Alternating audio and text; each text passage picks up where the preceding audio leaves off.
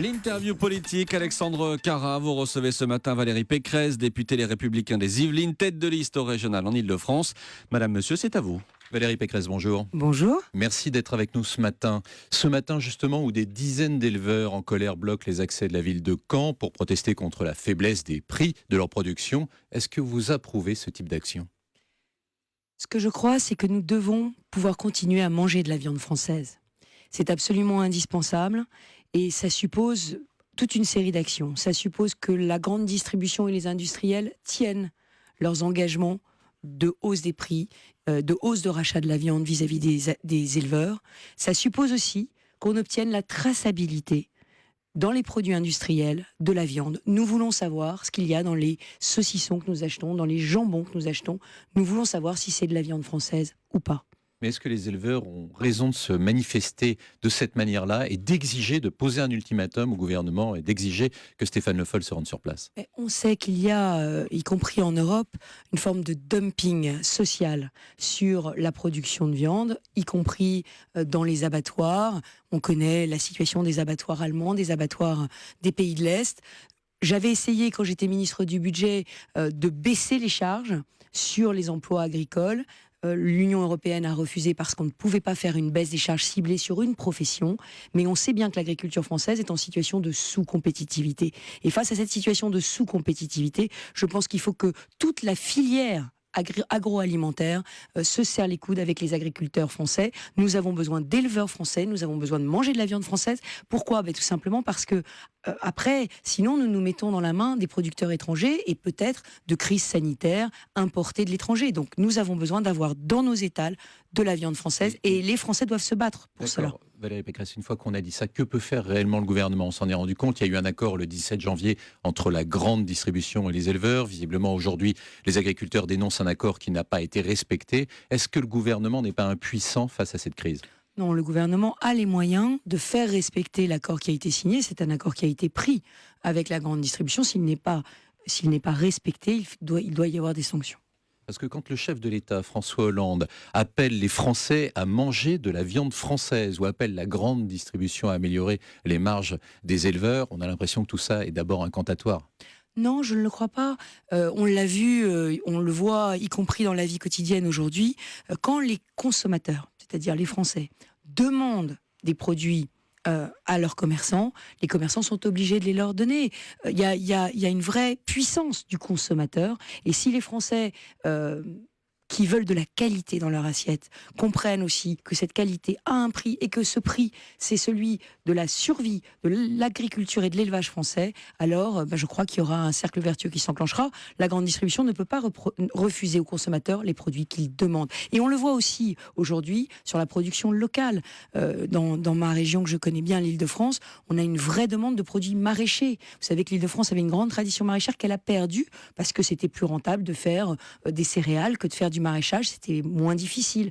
Aujourd'hui, on voit bien qu'on demande des produits locaux, des produits qui sont produits près de chez vous, parce qu'on sait qu'on peut contrôler s'ils sont, propres, s'ils sont sains.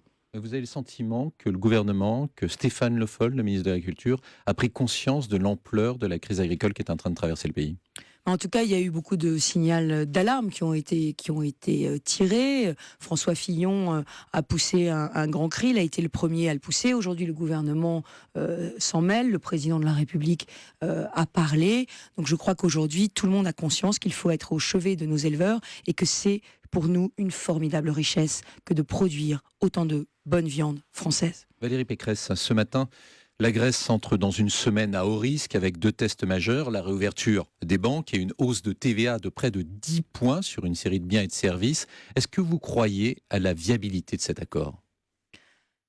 Cet accord, il est très fragile.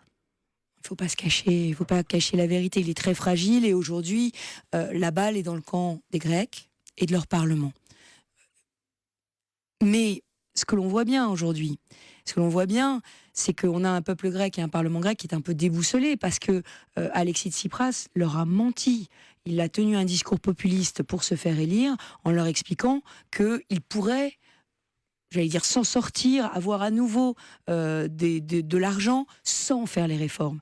Et nous avions prévenu dès le départ. Nous avions prévenu qu'au moment de l'élection de M. Tsipras, eh bien, soit il n'aurait le choix à la fin que de se dédire, de se renier, ou alors de sortir de l'euro. Et comme Alexis Tsipras se rend compte à quel point la sortie de la Grèce de l'euro serait une catastrophe pour la Grèce et pour le peuple grec, il est revenu à la raison et il propose des réformes à son peuple. Mais je comprends que le peuple grec soit complètement désillusionné, déboussolé, puisqu'ils ont voté par référendum contre les réformes et Alexis Tsipras les leur présente aujourd'hui. C'est une leçon de politique.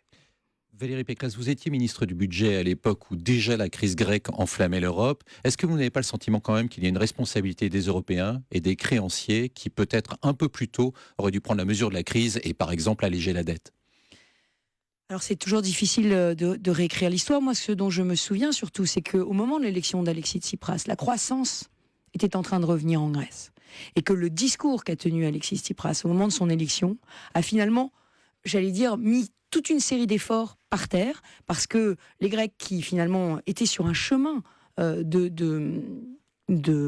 convalescence, de renouveau, eh bien, se sont dit, finalement, on peut ne plus rien faire. Donc, il faut se méfier vraiment beaucoup des discours populistes. Aujourd'hui, la vie, c'est des droits et des devoirs. La vie d'un État, la vie d'un peuple, c'est des droits et des devoirs. Donc, à un moment donné, quand on renonce à faire face à ces devoirs, eh bien, on se retrouve dans une situation grecque. Et c'est une leçon aussi peut-être pour la France. Oui, mais face à ce discours populiste, est-ce qu'il n'y a pas aussi un discours égoïste ? On a entendu encore Angela Merkel ce week-end dire qu'il n'était pas question d'alléger d'un seul euro la dette grecque. On ne peut pas annuler la dette. Ce serait amoral. Sans l'annuler, on peut en tout cas la réduire dans des proportions raisonnables. Ce que nous pouvons faire, parce qu'on risque de tout perdre en ne faisant rien. Ce que nous devons faire, c'est la restructurer, c'est peut-être l'étaler, c'est peut-être baisser les taux d'intérêt, comme nous l'avons d'ailleurs fait en 2011 quand j'étais ministre du budget. On peut, de toutes les façons, il faut que ce soit soutenable pour les Grecs, c'est-à-dire qu'il faut qu'ils puissent rembourser, sinon ils rembourseront rien. On en est bien conscient.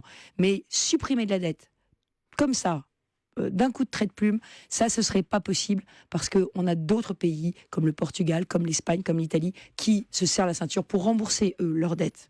Dans une tribune publiée hier par nos confrères du journal du dimanche, François Hollande se prononce pour un gouvernement renforcé de la zone euro. Est-ce que vous y êtes favorable ou là encore est-ce que c'est de la politique politicienne ?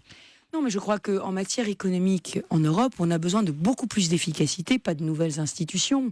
Le problème de François Hollande et de son discours, c'est que finalement, est-il crédible pour porter un renforcement de la zone économique européenne ? Je crois qu'il est le moins bien placé.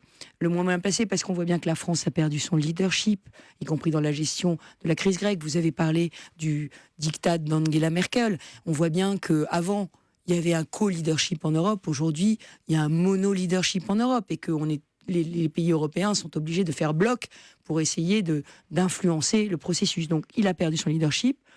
La France est quand même un des moins bons élèves de la classe en matière économique, que ce soit en matière de croissance ou en matière de chômage.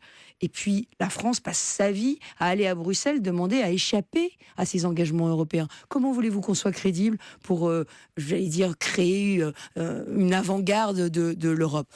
Et j'ajoute que sur le gouvernement économique, on n'a vraiment pas besoin d'un nouveau Parlement. On a besoin juste de plus d'efficacité. Je vous donne un exemple. L'effort de recherche. On fait plus de recherche en Europe qu'aux États-Unis, mais on a 85% de notre effort de recherche qui n'est pas coordonné.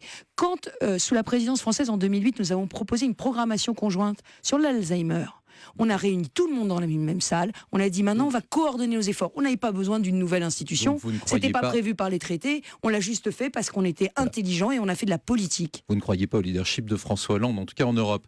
Aujourd'hui... Non mais je crois beaucoup à l'intelligence et je crois à la politique. Donc je pense qu'on peut rendre le gouvernement économique de la zone euro beaucoup plus efficace sans tout changer. Valérie Pécresse, sur le terrain politique, à partir d'aujourd'hui, les députés vont se pencher sur le projet de loi relatif aux droits des étrangers.